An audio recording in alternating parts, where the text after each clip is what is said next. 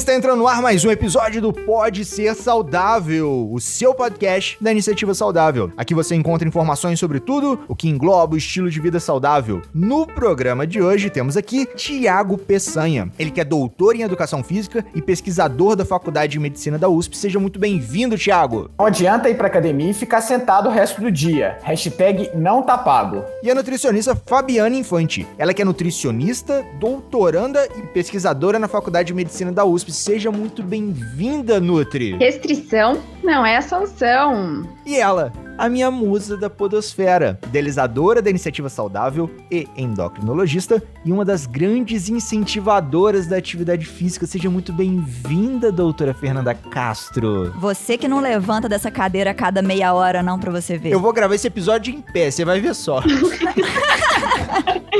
E eu sou o Felipe do Carmo, aumente o som, porque tem muito conteúdo novo chegando pra te mostrar que você pode ser saudável.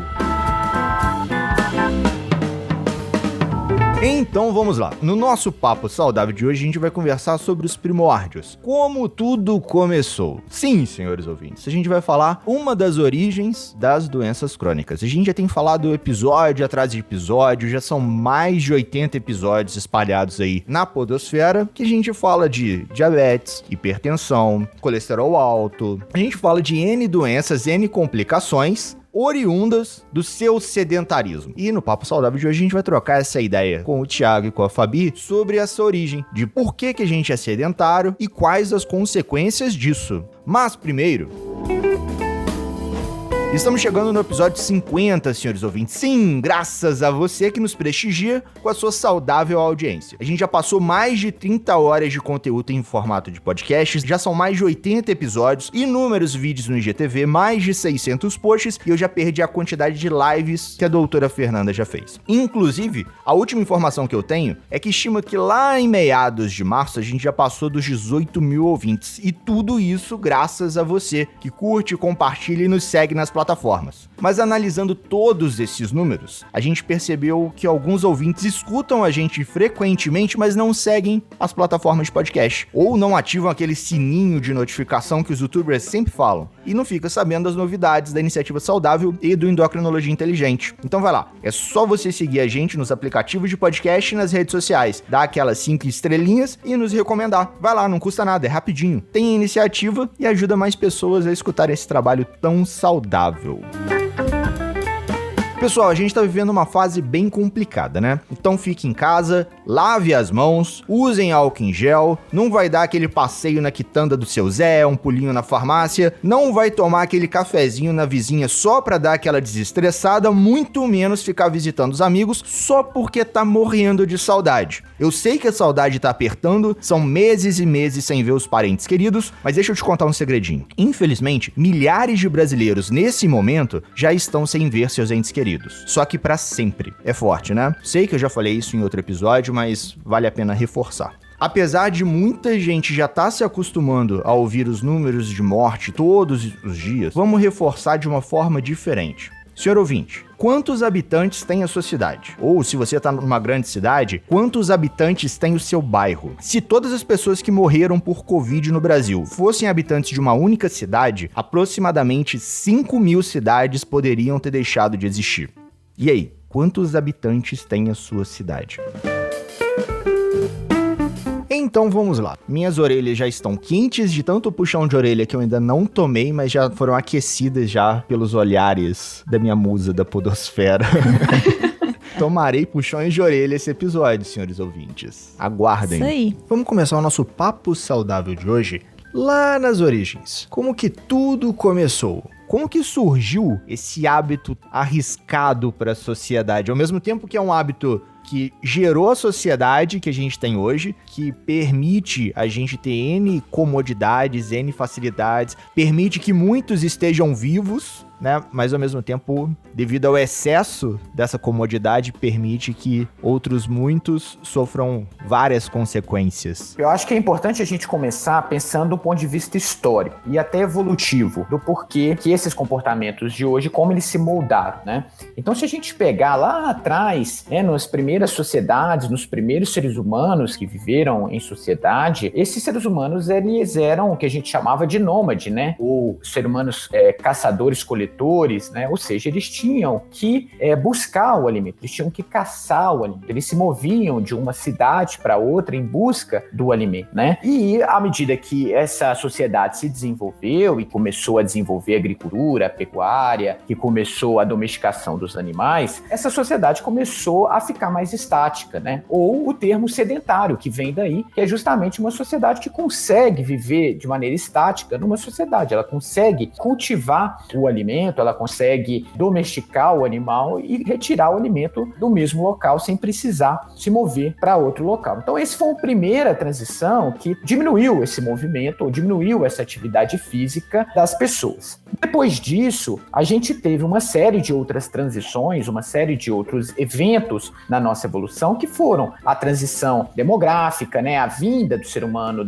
do ambiente rural para a cidade, a formação, inclusive, das cidades, né, ou mesmo uma transição, uma revolução industrial e tecnológica que automatizou todos os processos industriais. Então, a gente pegava, né, lá no início, um ser humano que tinha que buscar o alimento, que caçava, que caminhava ao longo do dia, né, e trouxe para hoje, essa sociedade que a gente vive, é uma sociedade altamente automatizada, em que a tecnologia faz parte de tudo, e que o ser humano ele tem acesso aos alimentos de uma forma muito fácil, ele não precisa fazer atividade física para ter acesso aos alimentos, para ter o seu sustento. E é uma sociedade também que, por conta da evolução tecnológica, ela trouxe alguns hábitos que são extremamente sedentários. Se a gente pega os nossos avós, eles iam brincar na rua, né? Ou as crianças, né, brincavam muito na rua. E aí, com o tempo, a gente passou a ter brincadeiras em casa, e depois a gente passou a jogar videogame, né, brincar no computador, ou mesmo trabalhar no computador, ou seja, os nossos hábitos eles estão cada vez mais sedentários. Então, acho que essa evolução, esse resgate histórico é muito importante. E mais um aspecto importante que, por conta dessa evolução, se a gente voltar lá nos nossos antepassados, inclusive se a gente voltar bem realmente atrás, né, como que a nossa espécie foi selecionada, a atividade física era uma vantagem evolutiva, né? Então a gente foi selecionado de uma maneira a privilegiar esse traço no nosso comportamento. A atividade física ela é um traço que sobrevive, porque ela é evolutivamente ou biologicamente favorável, né? E aí hoje a gente tem um ser humano que foi selecionado para fazer atividade física, mas que não faz, que é sedentário, que é fisicamente inativo, e essa contraposição, ela acaba também gerando doenças, ela acaba também gerando o acúmulo de gordura, porque a natureza do ser humano é fazer atividade física. Exatamente. Na pré-história, né, com essa busca alimentar que a gente tinha, a gente não sabia qual era a próxima hora que a gente ia se alimentar, né? Então, o nosso corpo entendia de uma certa forma, armazenar a energia que eu estava consumindo agora, porque eu não saberia quando eu iria consumir novamente. E essa memória alimentar, a gente herda até hoje. Por isso que quando a gente faz dieta tão restritiva, ao invés de diminuir, a gente diminui o peso corporal bruscamente, mas a gente não tem uma perda sustentável, né? Porque o nosso corpo, ele entende justamente como entendia antigamente, como um alerta. Qual vai ser a próxima vez que vou me alimentar, né? Além disso, a gente tem um acesso muito maior com os alimentos hoje em dia, então é comum a gente pedir para entregar em casa, então esse aumento dessa acessibilidade e essa rapidez que a gente tem hoje, de uma certa forma, ela auxilia nesse ganho de peso, nessa vida mais sedentária, né? E até em off, a gente, antes de gravar, eu fui fazer uma brincadeira, né, que daqui a pouco, como a gente não tem mais que caçar, não tem mais que plantar, é só pedir a comida no aplicativo, nem cozinhar, você tá precisando mais, eu ainda brinquei com o Thiago, por exemplo, daqui a pouco vai vir a comida partida. E fui informado que já vem comida partida, que já tem pedidos que você pode selecionar. Pode partir a comida pra mim aí, que eu só quero comer, né? Você vai no supermercado, tem os potinhos de fruta cortado já pra você simplesmente comer, né? Outro dia eu vi uma banana sem a casca, que pra mim foi assim, um exagero, né? Realmente. E aí Pior é que era uma banana sem a casca dentro de uma dessas vasilhas de isopor e com plástico, ou seja, né, você cria ali um invólucro artificial para uma coisa que já tem um invólucro natural, né? Você gera lixo. E por quê? Né? Porque você vai ter que abrir aquele invólucro da mesma forma como você abriria a banana pela casca. É o cúmulo da preguiça associado à falta de consciência global, né? Exato. Deve ser uma pessoa que tem nojo de pôr a mão, né? Exatamente, como se fosse muito difícil abrir uma banana, A né? banana é exagero. Na troca de ideia aqui, vocês me fizeram lembrar de um desenho de 12 anos atrás e me bateu uma baita sensação de velhice. Wall-E, daquele robozinho, sabe? Wall-E!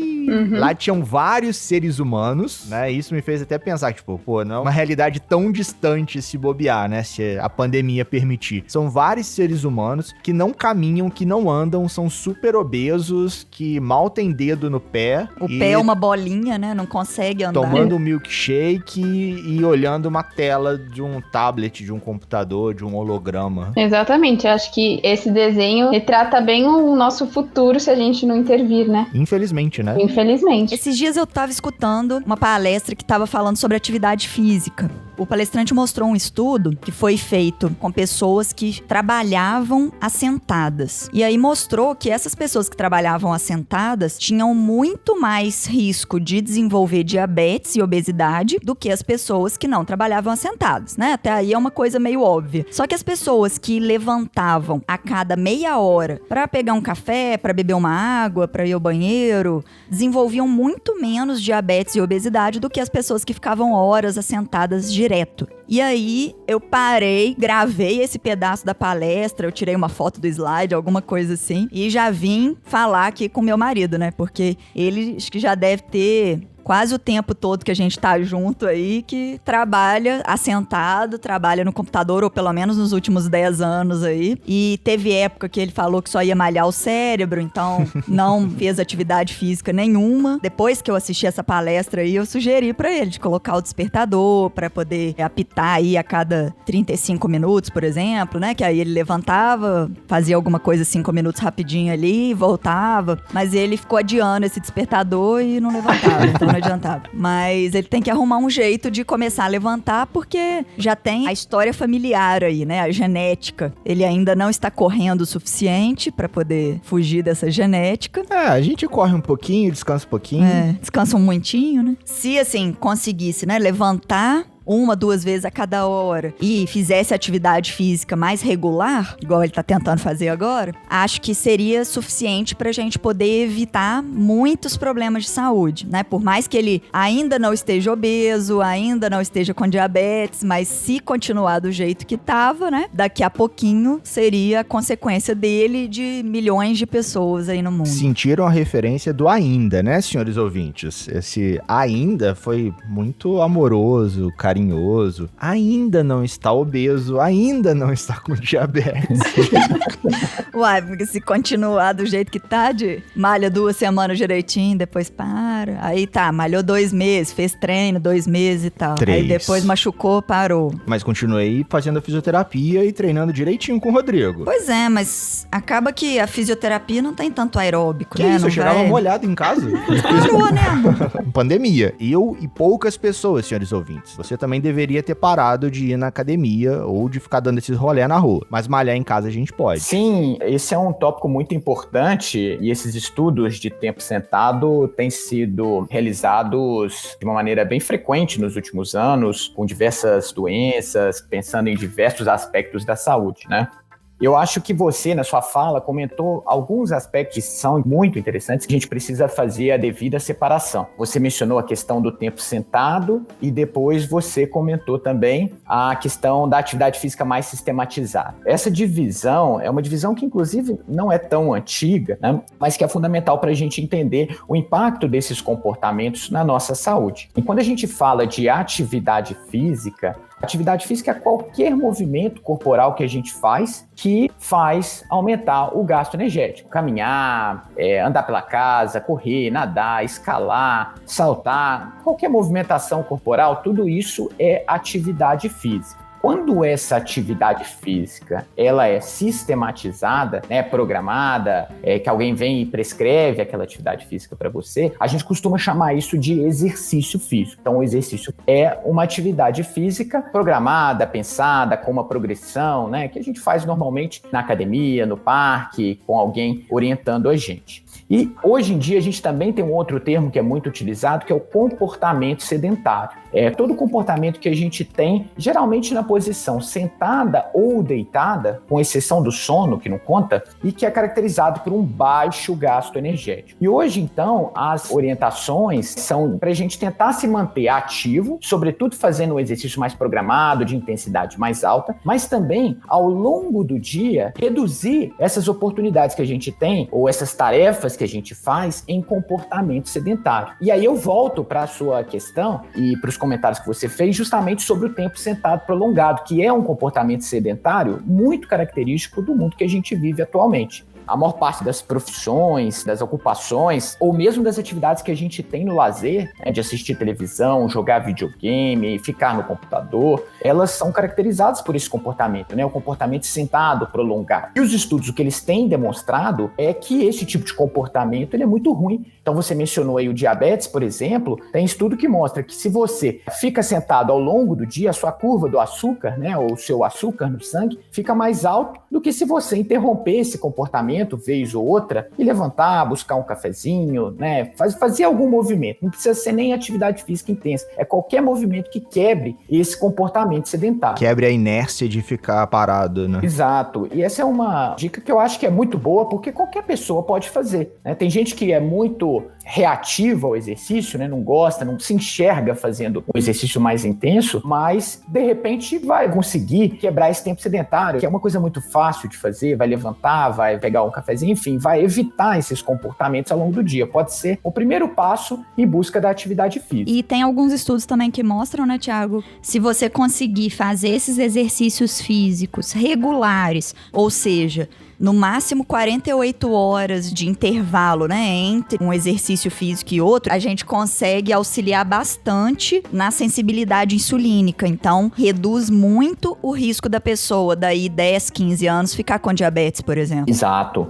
Esse é outro aspecto importante da atividade física, mais intensa, sobretudo, que são os efeitos agudos, né? Se você faz um exercício físico, uma sessão de exercício físico, vou dar um exemplo, uma caminhada mais intensa ou uma corrida. Hoje, amanhã você ainda tem alguns benefícios que perduram, né? Então tem esses efeitos agudos. Então se você faz todo dia, você vai estar sob o constante efeito desses efeitos agudos que são muito bons para a saúde e para o controle das doenças, né? Para uma pessoa que é diabética, né, e que está com dificuldade de controlar a glicemia, o exercício ele vai estar ajudando ali todo dia nesse controle. Ou para o hipertenso, que tem dificuldade de regular a pressão só com remédio, o exercício também tem esse efeito da pressão que demora por 24 horas e que vai também ajudar esse controle.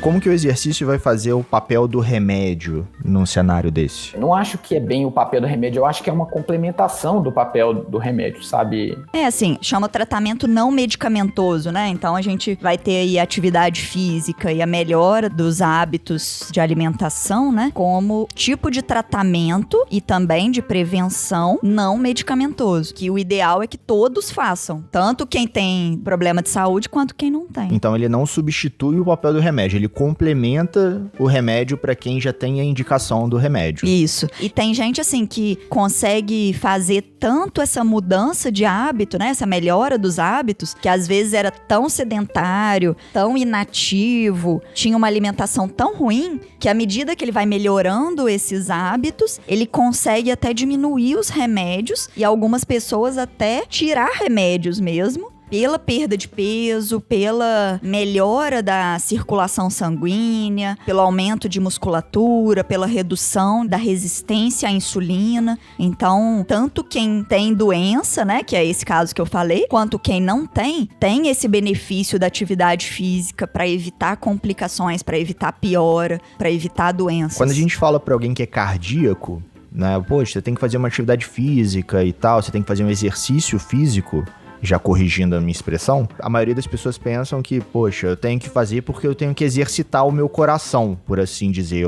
Tenho que fazer meu sangue circular. Mas no diabetes não entra muito nesse universo, Entra né? também, porque acaba que o exercício físico vai ajudar também a gastar o excesso de açúcar, de gordura que tiver ali no seu sangue, vai ajudar a usar as reservas que você tiver, vai ajudar a consumir ali aquela gordurinha que tá parada, vai ajudar a consumir a gordurinha do fígado, por exemplo, né? Que muita gente tem atualmente gordura no fígado, já que metade da população tá acima do peso. A tendência é que um percentual muito grande também tenha outros problemas de saúde. Também conhecido como esteatose hepática, senhor ouvinte. Você vê aí na internet falando de esteatose hepática, é essa gordurinha ou muita gordura que tá no fígado do senhor. E se você tem excesso de peso há mais de 10 anos e ainda não foi diagnosticado com isso, provavelmente é só porque você ainda não fez um ultrassom. Excesso de peso há mais de 10 anos. Você tá pensando se você tem? Essa carapuça serviu aí?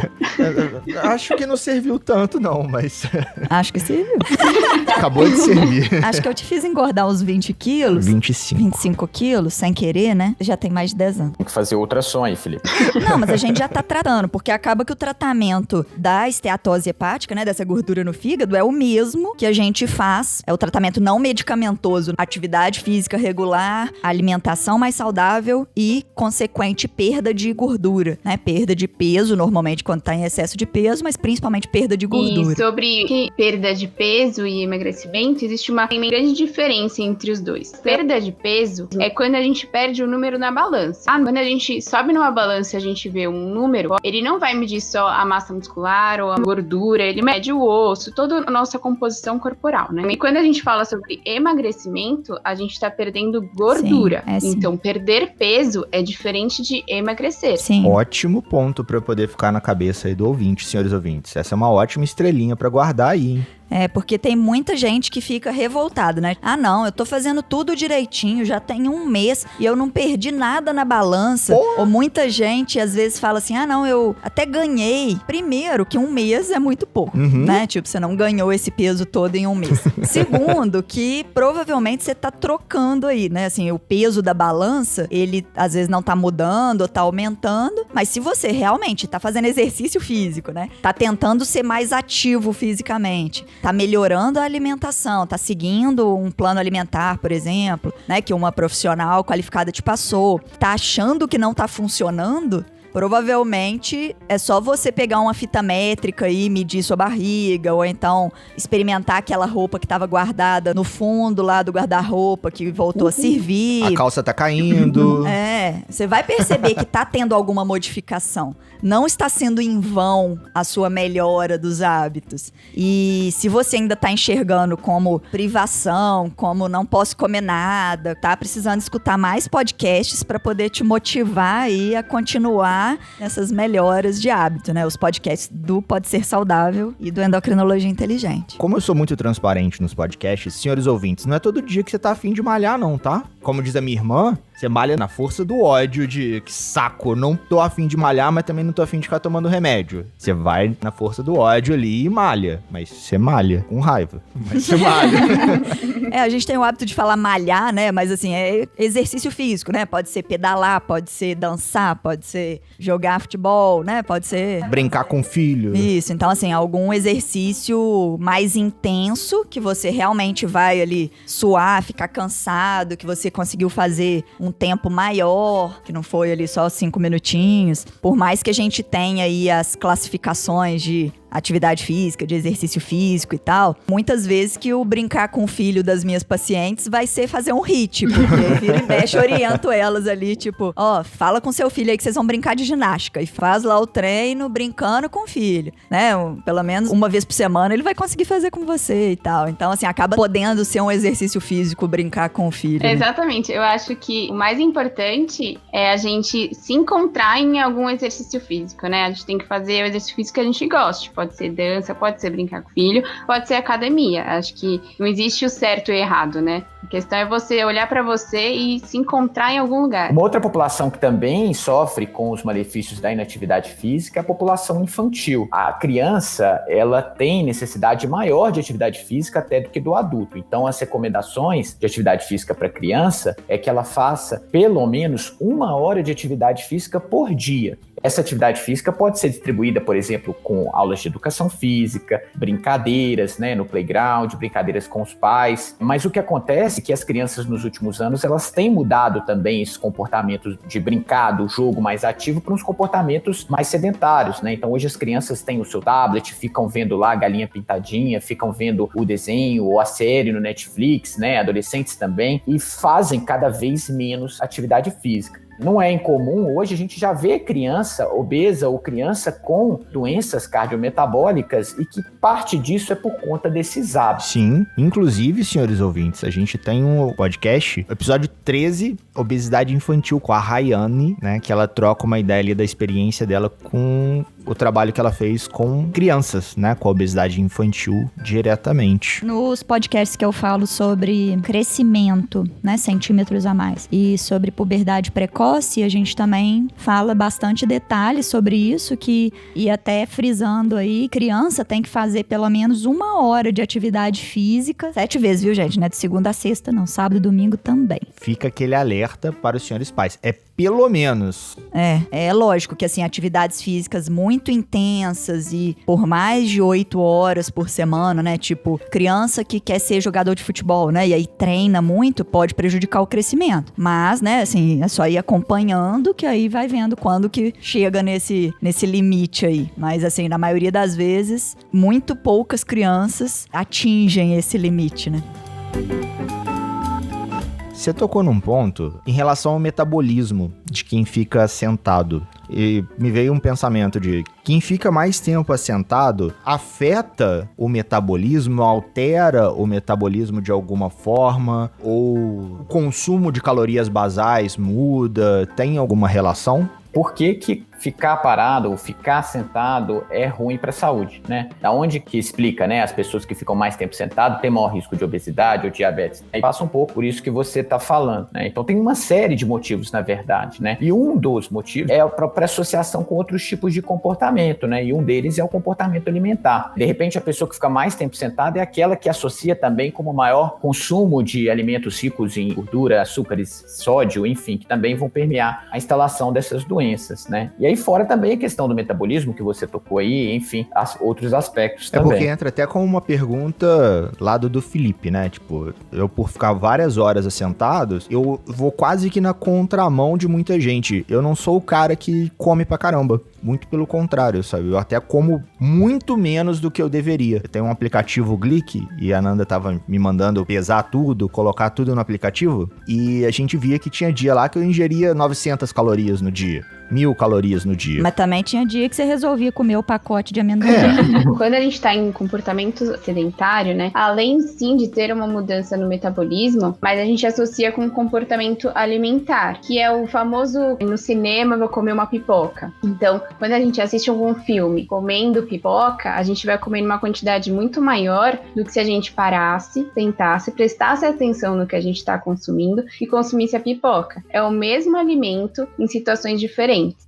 Não vamos ter um controle, que vai ser em frente à televisão. Muitas vezes a gente não sabe nem quantificar o quanto a gente comeu, né? E se a gente parar para comer a pipoca sozinha, às vezes a gente come metade do que a gente comeria, ou às vezes a gente para até antes. Então, esse comportamento sedentário tá sim associado a um comportamento alimentar de consumo muito mais exagerado. Mesmo quem fica sentado, né, muito tempo e não consome esses alimentos mais calóricos aí, né, ou em maior quantidade sem perceber, ainda assim tem o efeito, né? Sim. Exato. E aí esse ponto é um ponto que de repente passa pela questão do metabolismo, né? Então, a contração muscular, ela é muito importante. Toda vez que a gente contrai, né, o músculo, a gente produz substâncias que têm ações regulatórias sobre a nossa saúde. A gente chama até de miocinas, né? Que como se fossem hormônios que são produzidos pelo músculo esquelético, né? E que vão ter efeitos para melhorar a sensibilidade à insulina, para levar a glicose para dentro da célula, para melhorar o funcionamento do corpo como um todo. E quando a gente fica sentado, a gente fica com a musculatura muito relaxada, a gente não contrai a musculatura. Tanto que, se as pessoas ficam muito tempo sentadas ou deitadas, a gente perde massa muscular. Já que você não está usando, o tecido muscular é um tecido muito adaptável, né? Se você treina ele, você hipertrofia, você ganha músculo. Se você não treina ele, se você fica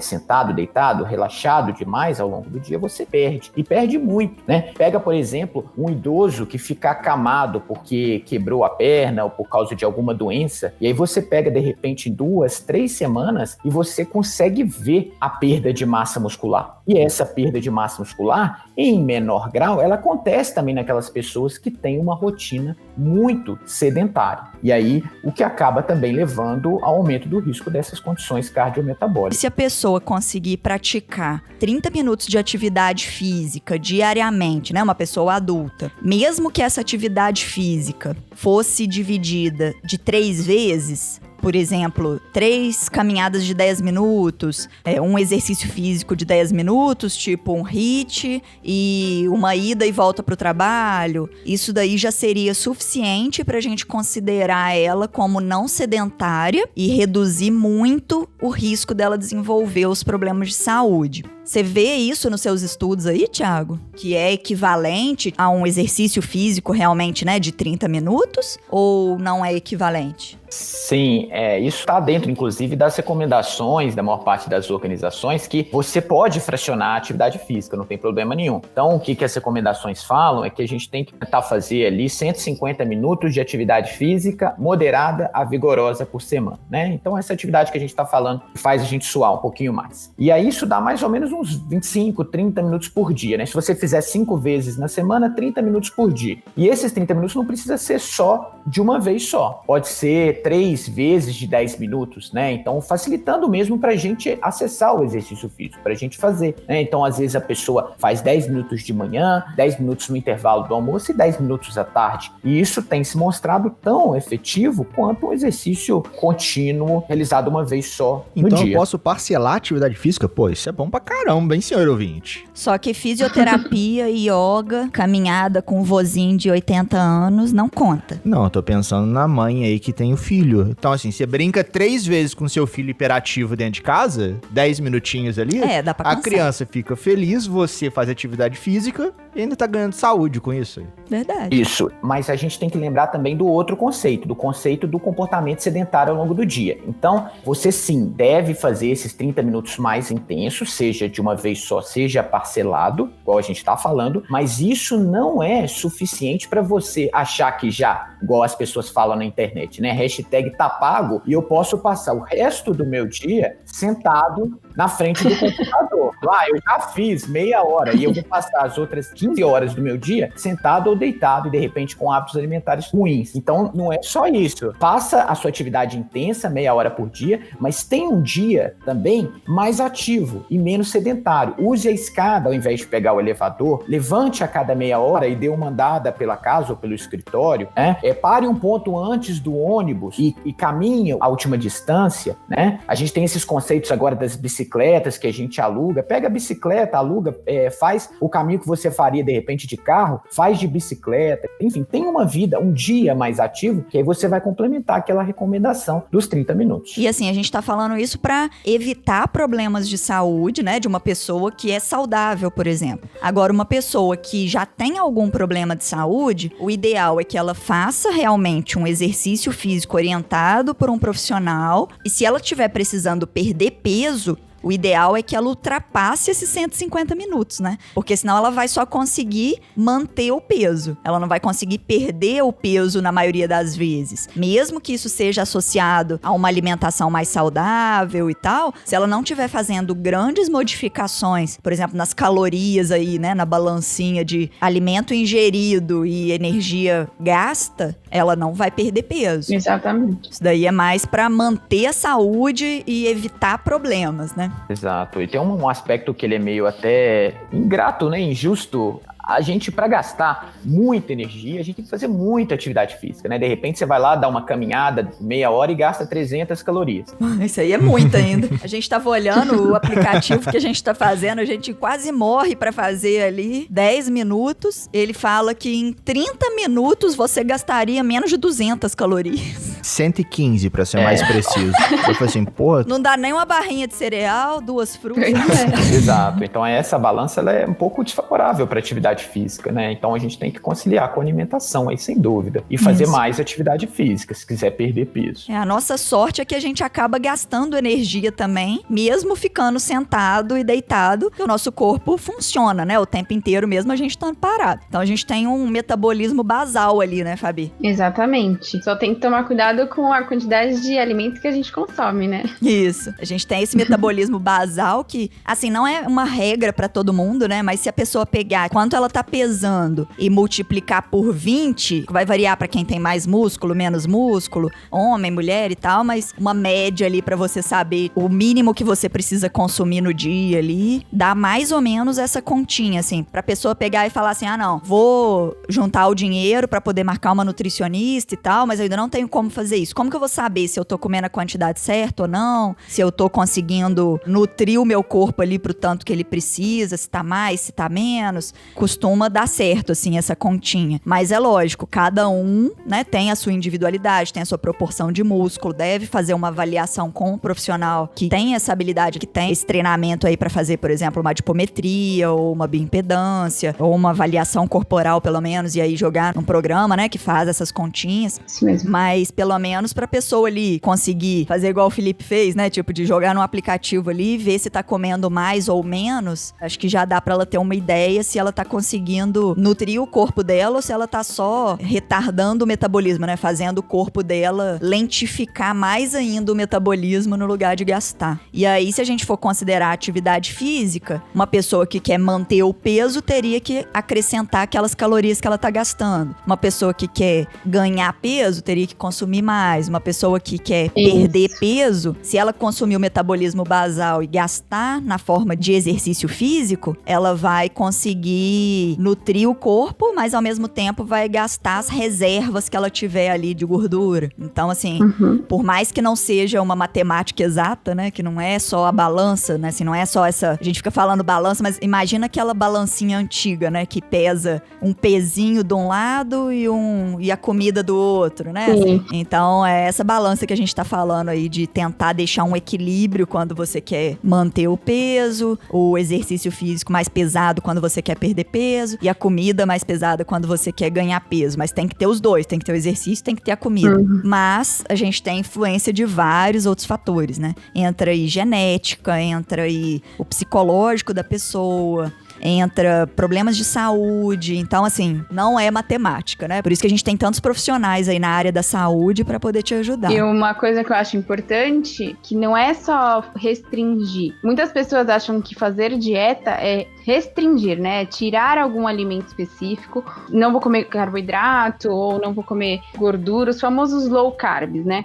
E a gente sabe que isso não funciona, porque restrição vai gerar uma compulsão. É o famoso ciclo da dieta restritiva, né? Então a gente restringe porque a gente tá insatisfeito com alguma situação, ou com o meu corpo, ou com alguma gordura localizada, né? A gente acaba fazendo uma certa restrição. Só que aí, vamos supor, vou restringir, tirar o chocolate da minha alimentação, que normalmente a gente tira os alimentos que a gente mais gosta. Eu sou uma chocolatra, não sei se vocês são. Não, mas eu sou não. chocolatra. Já foi. Mas muito ouvinte, sim. Muito eu já ouvinte, fui. sim. É normal a gente ouvir esse termo, né? O chocolatra. E a gente tira o chocolate da nossa alimentação. Aí vai chegar uma certa hora do dia que a gente sempre tem o hábito de comer chocolate, né? Antes de fazer a dieta. Após o almoço, é comum a gente querer comer um doce. Só que num certo dia, eu estou fazendo uma restrição alimentar, não vou comer esse chocolate. E aí a gente entra num ciclo, porque o nosso cérebro vai ficar pensando, cadê aquele chocolate que você consumia antes? Cadê aquele chocolate?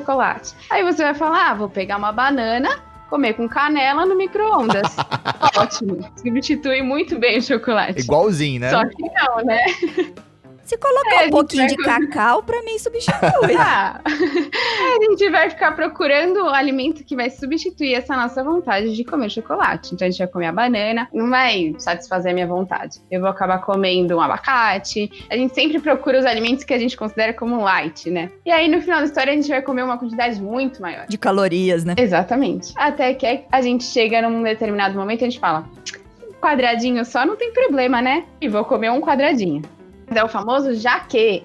Já que comeu um quadradinho, por que não uma fileira? Por que não uma barra? E aí a gente acaba tendo uma compulsão. E aí, depois dessa compulsão, a gente acaba tendo um sentimento de culpa. Por que que eu fui comer tudo aquilo, né? Eu não tive um autocontrole. E aí eu vou acabar entrando no ciclo novamente. Aí no dia seguinte eu acordo, amanhã é o dia. Amanhã é o dia, eu vou restringir e vai dar tudo certo. E é um ciclo vicioso. Então fazer dieta restritiva não é a chave do sucesso. É o que o Felipe falou, a gente tem que ter um equilíbrio. A gente pode sim consumir os alimentos ditos como calóricos, né? E os alimentos saudáveis. Mas é importante a gente ter em mente que não existe um vilão e um bonzinho. A questão é um hábito alimentar como um todo. Tudo bem você comer o seu chocolate. A questão é a quantidade. Sempre, né? Sempre. E é engraçado a gente tentar, hoje mais do que nunca, né? Não só na alimentação, mas a gente tenta sempre polarizar as coisas, né? Ou é bom ou é mal. Ou é vilão ou é mocinho. Ou o alimento emagrece ou ele engorda, né? Tipo, é sempre antagônico, né? É sempre extremista, né? Isso. É igual aquela piadinha do Chaves, né? Pão engorda? Não, pão não engorda. Engorda quem come, né? Tipo, você precisa comer muito, você precisa... Meio que assim, é o terceirizar a culpa, né? É o pão que engorda. Mas a culpa de quem tá comendo pão pra caramba não é minha, vamos dizer assim, né? É culpa do pão, não é culpa minha que não tô conseguindo comer um pão só, né? É quase aquela história do bêbado também, né? Ah, foi a alface do hambúrguer que me fez passar mal depois de ter bebido 5 litros de uísque numa festa de casamento. É, sempre, né? Sempre é um alimento que a gente não gosta. Mas assim, também não tem essa necessidade de assumir a culpa, né? Tipo, não precisa achar o dono da culpa. O negócio é equilibrar, né? Precisa de consciência. Eu acho que a Fabi comentou um ponto aí que é importante e que cabe tanto para a atividade física quanto para o comportamento alimentar, que são a atividade física e o comportamento alimentar são hábitos, são comportamentos que você molda por uma série de motivos, né? Seja a inatividade física ou a alimentação de um alimento pobre em nutrientes e rico em gordura ou rico em calorias, ou não, ou o oposto, né? Uma boa alimentação saudável e uma prática de atividade física são hábitos que você molda por uma série de motivos. Existem motivos de origem psicológica, inclusive, sobre suas crenças em relação àqueles comportamentos, os motivos, a sua história, né? Aquela pessoa que fez educação física quando era criança e o professor deixava ela de lado. Enfim, tem uma série de motivos.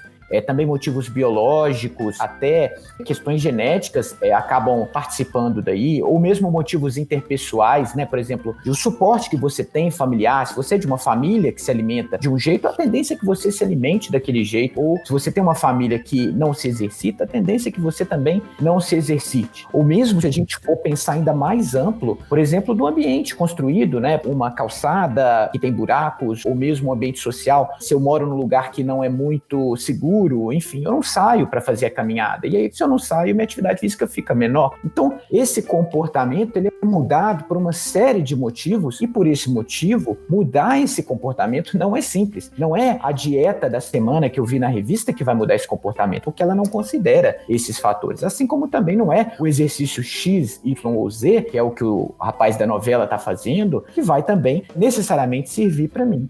Eu preciso entender um pouco mais sobre esses processos e também encarar que são modificações de longo prazo, porque mudar hábito é um aspecto mesmo demorado e difícil que a gente precisa ir batalhando a cada dia. Bate muito na questão da cultura, né? O hábito e a cultura ali é quase que um casal que anda de mão dadas, né? Para você construir um hábito, você também precisa entender a sua cultura ou a cultura de onde você está, né? Exato. Fernanda comentou que em um momento da sua vida você quis malhar o cérebro, né? Uhum. E existe um pouco dessa visão que para mim é um pouco dicotômica também, cérebro e corpo. E na verdade a atividade física, ela faz bem para o cérebro. Ela ajuda nos processos cognitivos, inclusive a gente tem estudos que mostram que a atividade física ajuda na cognição de grupos de risco, por exemplo, idosos com comprometimento cognitivo leve. Ajuda a evitar Alzheimer, gente. Faz atividade física.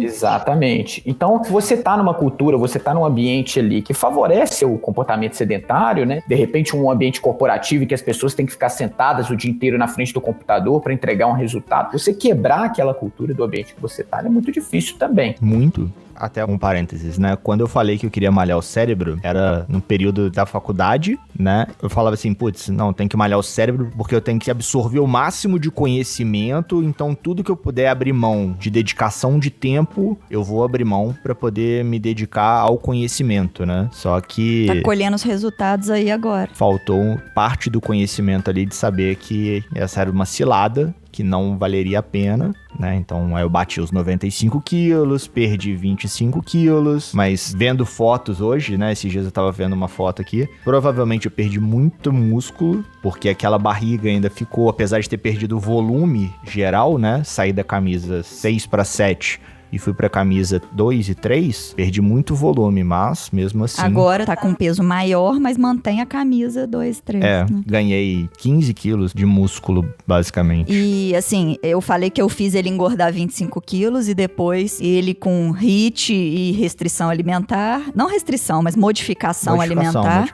acabou, restringiu calorias, né, assim.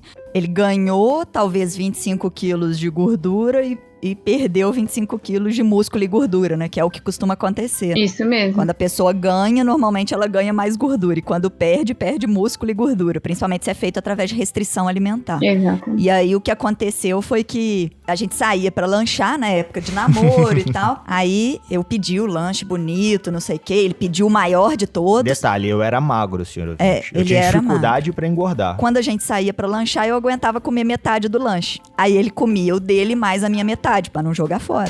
E isso foram aí os 25 quilos. E eu continuei no mesmo peso e ele ganhou tudo, né? Injusto, né, Felipe? Só você que ganha, ela não ganha, né? Que injustiça, Muito. né? Ela continua com os mesmos 50 e pouquinho dela aqui. Mas aí depois ele percebeu que tava quase batendo 100 quilos, assustou. Aí começou a fazer um exercício de alta intensidade, né? Pouco tempo, assim. Começou com 2 minutos, depois conseguiu chegar a 20 minutos e tal. Fazia quase todo dia. Trocou a metade do saco de pão por 4 fatias ao dia e acrescentou ovo, acrescentou frango, acrescentou cenoura. E aí conseguiu perder esses 25 quilos. Só que, como reduziu a caloria e ficava a maior parte do dia sentado do mesmo jeito, acabou não conseguindo manter a musculatura, né? Mas aí agora, depois, alguns anos aí fazendo um treino relativamente regular, alguns períodos de falta de treino, mas agora tá conseguindo voltar aí pra poder melhorar a saúde agora, né? Que aí mede uma glicemia, assusta e volta a fazer o treino direitinho. Na hora que a Nanda fala assim, você fica uns períodos sem malhar, com exceção da pandemia, eu ia malhando um dia da semana, às vezes tinha 2 dias, principalmente no pós-lesão, né? Eu tava malhando direitinho, fui treinar a luta e lesionei. Aí nesse pós-lesão, depois de ter ficado um tempo fazendo uma fisioterapia mais intensa, né? Acabou que eu desengatilhei ali os treinos de maneira regular. Aí pra Nanda é como se eu tivesse ficado 5 anos malhando errado. O meu tempo voa, O sabe? tempo dela é meio diferente. Uma coisa que ela te pediu ontem na cabeça dela é como se eu tivesse passado 2 semanas. É porque eu faço tanta coisa, entendeu? É só porque metade da culpa é minha, outra metade é da percepção temporal dela. Você perguntar pra ela quando que foi a primeira glicemia alterada de verdade. Responde aí, amor. Quando foi a minha primeira glicemia alterada de Deve verdade? ter uns 2 anos. É, viu? Tem quanto tempo? Foi em maio do ano passado. Quase isso. Quase isso. 1 ano e 2 meses. Só dobrei. Você já entrou no 2º ano já, amor. Está no 2º ano. É isso que eu queria dizer. Uma coisa que eu acho que é importante da gente comentar também é que tanto a atividade física quanto a alimentação saudáveis, ainda que você não perca peso, elas trazem outros benefícios para a saúde. Isso é importante a gente falar porque de repente a pessoa fica frustrada porque perder peso não é muito fácil mesmo, Sim. né? E aí ela começa um programa de atividade física, faz a atividade física durante 2, 3 meses e aí ela vai, sobe na balança e não mudou, né? Primeira coisa que a gente tem que lembrar é aquilo que a Fabi falou, né? De repente a balança não mudou, mas mudou a gordura do corpo, diminuiu, né? Então não vai só na balança. É a composição corporal, né? E a segunda coisa é que ainda que você não tenha mudado essa composição, você está mais ativo, você fez atividade física, você provavelmente está mais forte, você provavelmente está mais apto, né? Você vai subir o morro, você não vai se sentir tão cansado. Isso traz também repercussões de saúde que vão para além da perda de peso. Então se você está nessa situação, continue fazendo atividade física, não pare, não desanime, porque você está também tendo outros benefícios. Sim, agora eu não lembro se foi numa palestra ou se eu li um artigo, mas compararam pessoas que tinham excesso de peso e que faziam atividade física ou exercício físico regular mesmo, e pessoas que estavam ali no mesmo peso, né, pareadinho direitinho, e que não faziam atividade física. Que com o passar dos anos, mesmo essas pessoas mantendo o peso alto, as que faziam atividade física conseguiam ter uma qualidade de vida muito melhor e menos doenças, tomar menos remédios do que aquelas que não faziam atividade física, não faziam exercícios físicos. Exatamente. Isso é a noção que a atividade física é um fator independente para o risco de doenças, né? Ela por si só, assim como a pressão arterial, o açúcar no sangue, a gordura corporal e a gordura no sangue, ela por si só é um fator que vai dizer ou que vai ajudar a desenvolver uma doença, né, na ausência dela, ou te proteger da doença. Então, você fizer atividade física, é um xizinho que você faz ali que é positivo para a sua saúde, ainda que você tenha outros que ainda não estejam adequados. E a gente tem estudo, assim, de alta qualidade, comprovando que quando a gente consegue fazer atividade física, quem já tem a pressão alta, controlar a pressão, controlar os percentuais aí de colesterol do sangue, de triglicérides e o peso também de gordura, né? Não necessariamente o peso de balança, que consegue prevenir o diabetes tipo 2 e evitar as doenças do coração. Então, assim, isso tem comprovação, gente. Não é a gente que tá falando, né, de trás da orelha, não é a gente que tá enchendo o saco, não é, assim, a gente que tá falando, todo podcast a gente fala isso, né? Mas não é porque a gente acha isso, né? Porque tem comprovação e a gente quer que você evite esses problemas de saúde, porque são os que mais causam morte no mundo. E o sedentarismo isoladamente, né, a pessoa que não consegue fazer esses 150 minutos aí de atividade física, não necessariamente de exercício físico, essa pessoa que consegue fazer esses minutos de caminhada, de passos ali por semana, 150 minutos por semana, ela consegue evitar doenças que vão levá-la à morte precoce, né? Então ela consegue aumentar os anos de vida, consegue aumentar a qualidade de vida. Eu sempre falo para as pacientes assim, olha, vamos cuidar da saúde, você não quer aí ver seus filhos crescerem, não quer brincar com seus netos, né? Assim, o que motiva a vida da pessoa, a gente tem que levantar isso aí, né? Assim, você ouvinte que tá escutando isso, toma consciência que você precisa fazer atividade física para ter uma melhor vida e para não precisar ficar dependendo de outras pessoas para poder fazer as coisas para você conseguir ver as coisas que você plantou realmente frutificarem. Acho que vale a pena ir repensar isso aí na sua vida, né? Para poder sair dessa inatividade física. Fazer aí o que os estudos estão mostrando, né? Não é à toa que os estudos são feitos. São para melhorar a qualidade de vida, são para tratar doenças, evitar doenças. E um ponto que me veio aqui na cabeça, se o senhor ouvinte ou a senhora ouvinte reparar, em nenhum momento, com exceção de agora, né, a gente falou da estética. A gente não tá falando de caber na calça tal, de parecer com a modelo ou com o ator tal. A gente tá sempre focado na saúde. Então, senhor ouvinte, tipo, tente mudar também o seu prisma que você vê a atividade física, que você vê a sua motivação de ter uma vida mais saudável. Acho que pode ser uma forma de enxergar a atividade física e a alimentação saudável como algo mais prazeroso, não sei. Inclusive, vale a pena escutar o podcast Sim. Disciplinadamente, que a gente dá vários toques aí, como que você pode conseguir enxergar essa sua motivação, criar suas metas de vida mesmo, pra ver que vale a pena ter uma vida mais saudável. Como que você pode disciplinar a sua mente pra uma vida mais saudável. Eu não sei se os ouvintes pegaram a referência quando viram esse nome lá, mas disciplinadamente é você ser disciplinado e ter a disciplina da mente pra você conseguir ter uma vida mais saudável. Isso que você falou, Felipe, é muito importante, até porque a gente não falou de estética em nenhum momento, e é importantíssimo a gente ter em mente que uma pessoa pode ter vários padrões alimentares diferentes dos dias, e várias pessoas têm diferentes padrões alimentares. Então, eu gosto muito mais de doce do que salgado. Você, Felipe, pode gostar muito mais de salgado do que doce. Sim. Então, não adianta eu me comparar com você você, porque não é a mesma resposta que eu vou ter, até porque a alimentação e atividade física tem diversos fatores, como o Thiago já falou, que podem influenciar. Pode ter dias que eu vou estar desanimada e eu não vou querer fazer atividade física e eu vou querer comer brigadeiro, e isso pode ser uma coisa pontual. O problema é quando passa a ser uma coisa mais frequente, né? E tudo bem ser pontual, a gente também tem que entender isso, a gente tem que se permitir. Porque a alimentação, como você falou também, faz parte todo de um convívio social, né? Você tem uma festa de aniversário, você tem churrasco, você tem uma formatura, você tem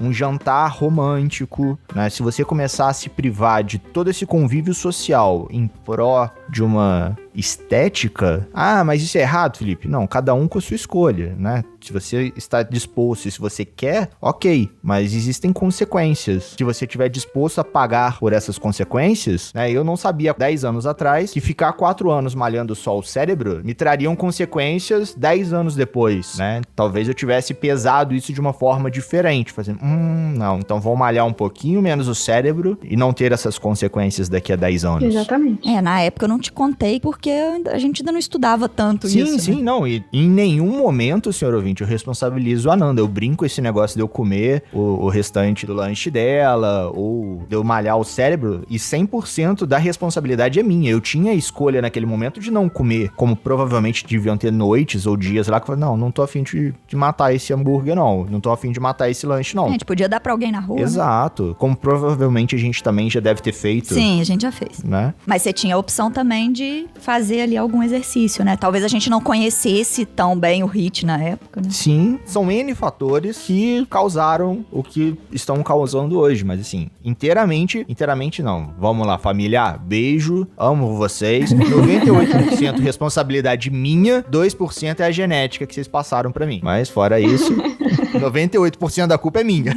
Eu acho que essas demandas da vida moderna, elas afastam naturalmente a gente da atividade física e de repente também de uma alimentação mais equilibrada, né? Seu exemplo é bom, né? Do 4 anos malhando o cérebro, mas podem ser de repente 4 anos que eu passei para tentar passar no vestibular de medicina, ou então 4 anos, 5 anos que eu fiquei aqui trabalhando horas extras porque eu precisava ou eu queria ter uma promoção no meu emprego. Ou precisava pagar as contas da família, né? Pagar as contas é um ótimo exemplo também, porque é uma urgência ali que a gente tem, né? E é normal que a gente tome essas decisões, Sim. né? E eu acho que isso tem que ser encarado também com normalidade, não criar também um estigma. Você pode começar a fazer atividade física agora, que você, de repente, enxerga isso como um aspecto mais central e possível do seu dia a dia, né? E a outra coisa, se você fala com uma pessoa que não está contemplando a atividade física, né? Que está num processo que nem considera a prática de atividade física como um aspecto do dia a dia, você fala para ela fazer atividade física, ela não faz, justamente por causa desses outros motivos. Ela não encara a atividade física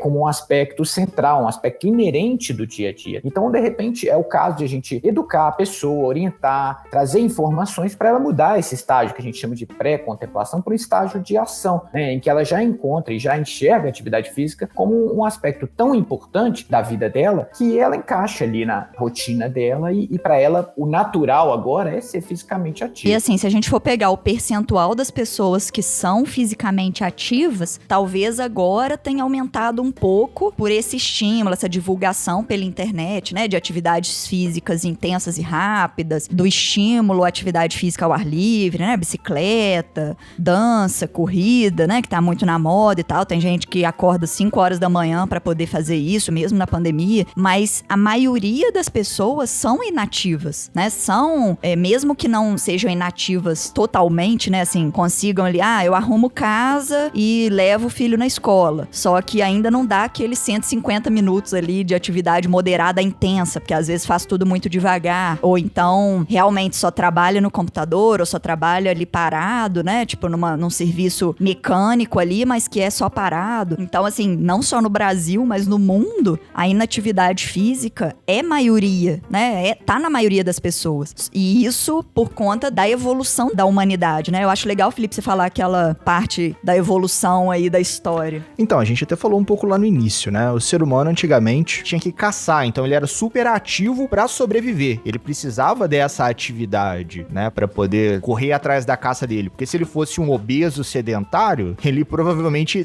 seria a caça, né?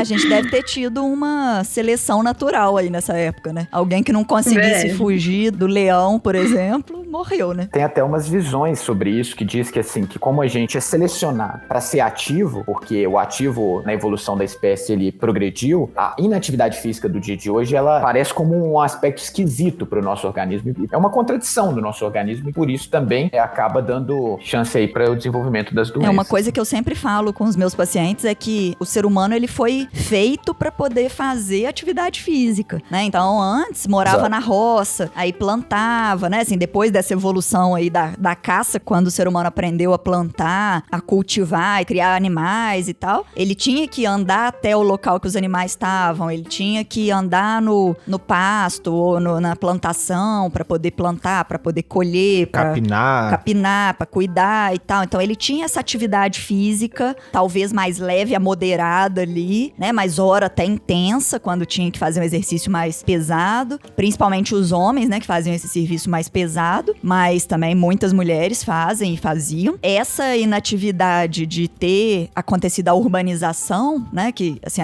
a inatividade veio junto com a urbanização, porque se as pessoas não precisavam mais andar na plantação, não precisavam mais capinar, não precisavam mais cuidar dos animais, elas pararam de ter essa movimentação pro trabalho. E com a industrialização, mais ainda, né? Porque aí uma máquina fazia o trabalho pesado e o ser humano fazia só a parte mais leve ou mais simples. Com a tecnologia, aí que a gente evoluiu mais ainda, né? Que só mexer a mão que já resolve todos os problemas, né? É o trabalho inteiro. E isso a gente vê com as crianças também, né? Que antes as crianças brincavam mais, pelo menos a maioria, né? Brincava muito mais na rua, na roça, na escola até, né? Na minha época, podia correr, podia pular corda, podia pular elástico. Na época da minha irmã já não pode mais. Então, assim, né? Podia pular amarelinha. Agora, correr é perigoso, machuca, não pode mais. Então, assim, é lógico que isso varia de cidade para cidade, de família para família, de país para país, mas é uma realidade que vem acontecendo mundialmente, né? Exatamente. A gente foi selecionado para ser ativo, mas também para conservar energia, né? Para preservar energia, né? Então tem esse lado aí também. E na forma de gordura, viu, gente?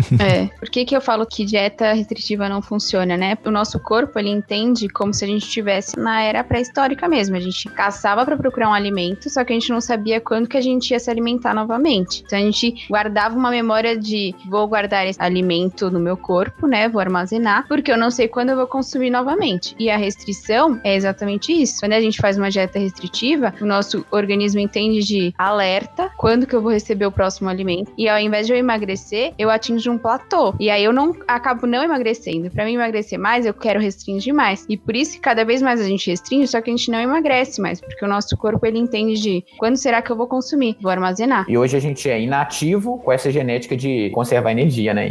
Tô pensando aqui, já que a dieta extremamente restritiva gera o reganho de peso ou o ganho de peso, será que é por isso que as pessoas morriam tão mais cedo antigamente? Porque assim, se tornavam presas fáceis.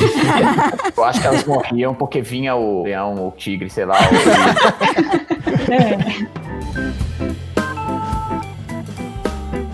E estamos chegando ao final de mais um episódio do Pode Ser Saudável. E no programa de hoje tivemos esse papo superativo e superativo, se é que os senhores ouvintes entenderam o trocadilho das palavras, né? Recebemos aqui o Thiago Peçanha e a Fabiana Infante. E qual seria a sua mensagem final para os nossos ouvintes, doutor Thiago?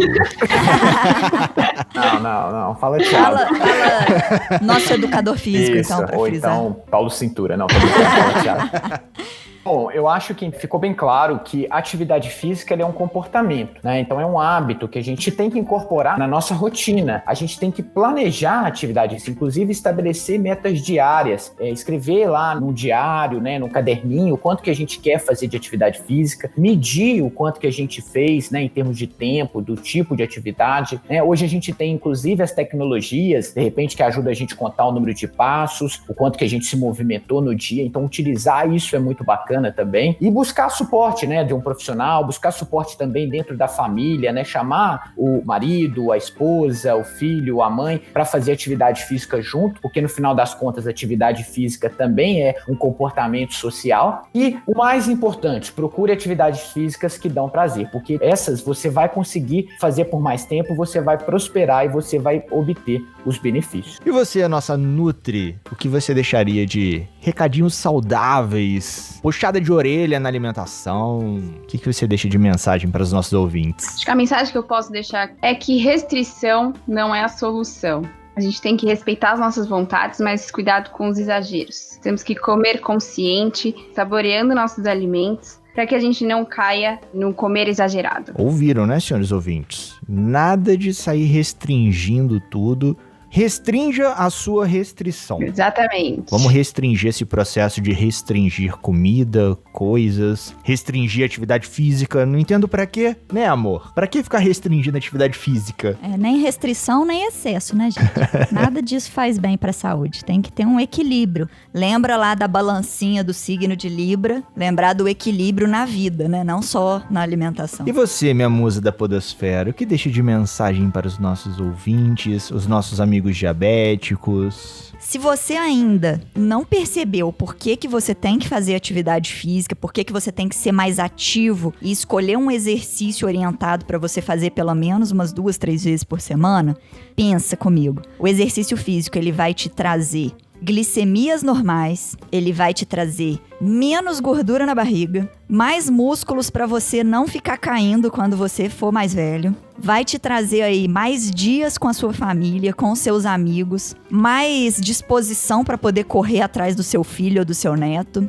vai te trazer mais liberdade até na própria alimentação, porque se você conseguir manter o seu peso, você não vai ficar com aquela neura de não posso comer isso, não posso comer aquilo. E ainda vai te trazer mais vida, né? Então você vai conseguir viver mais tempo e ver todas as tecnologias, todas as novidades aí que o ser humano ainda vai criar. Mas só os seres humanos ativos, viu? E vai conseguir escutar mais podcasts. Lógico. Vai escutar mais a minha musa da podosfera. Isso aí. E minha mensagem final é sempre aquela velha máxima. Sigam as nossas redes sociais, Instagram, Facebook, iniciativasaudável.com. Escutem e compartilhem todos os nossos episódios. Muitos novos estão vindo. Agora todos os nossos episódios estão no YouTube. Então se você tem aquela tia, aquele tio, aquele amigo que ainda não conhece o universo dos podcasts e não sabe onde escutar, você pode mandar aquele link do YouTube. Ou se você já conhece, manda o link das plataformas de podcast, Spotify, Deezer, Apple Podcast ou outro agregador da sua preferência. E lembre-se sempre, você pode ser saudável.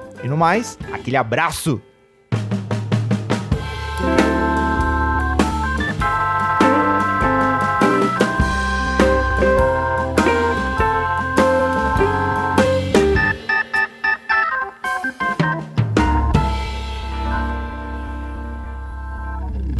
Na hora que você falou de sedentarismo vem de sede, né? De você estabelecer uma sede, né? De você estabelecer um ponto fixo. Que hoje é você ficar sentado, você tá num ponto fixo. Mas lá nos primórdios da civilização, quando a gente deixou de ser nômade e passou a ser sedentário, passou a estabelecer uma sede. Não sabia, não. Que isso? Acabei de aprender, pra falar a verdade. Também. Pô, sério? Pô! Ou pelo menos a gente já jogou fora essa gavetinha aí, né? Pra abrir espaço pra outras coisas. Se eu sabia, eu não lembro, não. Pô, fiquei feliz agora. Pô, consegui ensinar um doutor, 2 doutores. Fiquei feliz agora. Pelo amor de Deus, doutor sabe muito de uma pouca coisinha assim e não sabe nada do resto. Exatamente. Esse episódio foi editado por Estúdio Casa, o lar do seu podcast.